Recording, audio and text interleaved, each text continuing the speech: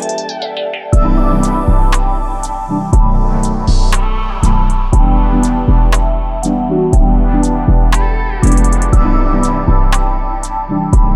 guys, welcome back to my YouTube channel. I'm Stacy Quinn, the proud owner of Bossy Glamworks Boutique. Today in this video, we are going to be talking about how to price items in your boutique without undercutting yourself. So if you're still guessing your prices, you're leaving money on the table. I'm going to show you exactly how to price your boutique items so you actually profit. This is the formula that I use and that has worked for me. So when you're pricing your items out, I know a lot of people, they just multiply it by 2 and there's just like, okay, I'm going to throw that on the website. That's exactly what I'm going to be selling my item for. But you have to factor in the different costs to sell that particular item.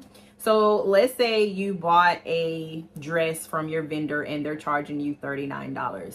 Okay, how much is it that they're charging you for them to ship it to you?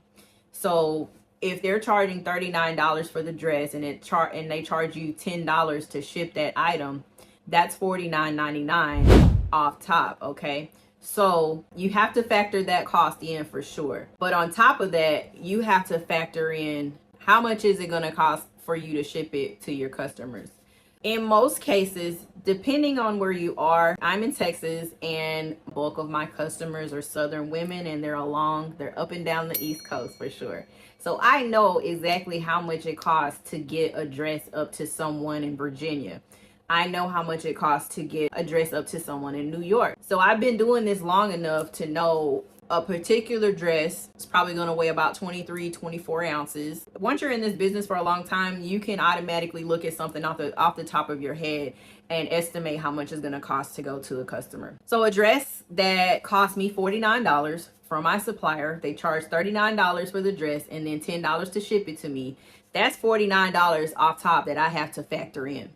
Then I have to factor in how much is it going to cost for me to ship it to them. You can factor in the price of the poly mailers. You can factor in the cost of the shipping labels. You can factor in advertising costs. I don't do all that. I just try to make sure that my items are priced at a 66% markup. And I use this very simple formula. Like, you can go even into more detail with how you price your items, but for me personally, I'm just worried about how much is it going to cost me to get it from my supplier and how much is it going to cost me to get it to my customer. It's a blanket method that I use that covers all the little costs in between, like your packaging and labels and things like that. So what I do is I take the price of the item and I'm going to put it here. I'm going to put the whole formula here. I take the price of the item plus their shipping. That's one cost. Then I factor in how much it's going to cost me to ship it to my customer. So I'm $49 right now for my supplier. That's $39.99 for the dress plus an additional $10 for them to ship it to me. $49 off top. So then I know if Miss Patricia up in North Carolina, from Texas to North Carolina, that's a pretty big jump. That's a lot of miles in between Texas and North Carolina. So a lot of times I just use the post office because they're cheaper. It's just going to depend on the Shopify plan that you select. The higher the tier as far as the Shopify plans, the cheaper your shipping discount is. So if you're shipping a lot of orders, then you actually may want to go ahead and upgrade to a higher tier so you can get the discount on the shipping. But with my tier, I use the basic $39 plan. On average, it doesn't matter if it I would say from Texas all the way up to New York, between $9 and $12, depending on the weight of the package. But if we're just talking about one dress, you got the $49 cost that it costs to get it from your supplier. Miss Patricia, she orders that dress from you. How much is it going to cost for you to get the dress to her? As a rule of thumb, I just tack on $9 to $10 with the 66% profit margin. That gives me a little wiggle room. If it costs $8, costs $12, I know I'm still within that profit margin. I'm still going to make a profit regardless. So I'll add the $49 to the shipping cost that it cost me to get it to the customer. So now, just for the sake of this video, I'm just going to say the shipping costs $10. So me to get this dress from my supplier and ship it to my customer is going to cost me $59.99. Okay.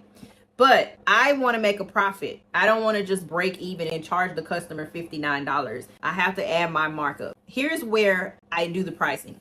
$59 I divide that by 40. I divide it by 40 because, again, I want a 60% profit margin or higher. I aim for 66.6. That's like my sweet spot. But let's say, for the sake of this video, 60% profit margin, which is what most boutiques strive for, at least 50% and above. I will divide that $59 by 40, and then I will multiply it by 100. And that will flat out give me the cost, with the cost factored in from my supplier and their shipping, and the shipping that it costs me to ship it to my customer. This is where I say, don't get greedy on the shipping costs, because if you already have that shipping cost factored in, you can afford to tell your customer, okay, well, it's free shipping this weekend, or it's $6 to ship. So you're making a little bit of money on the back end, but it's not too astronomically expensive to where your customer is going to be like, oh, she charged $14 for shipping. Nah, I'm good. I don't even want that. But if you already have it factored in to your prices, it's not going to kill you to say I offer $6 shipping or free shipping or $7 shipping. I think anything more than $7 is absurd, because you can still have that $14 shipping fee, because technically I have a $10 shipping fee rolled into mine. But if you want to roll $14 in it, just roll it into the price and then have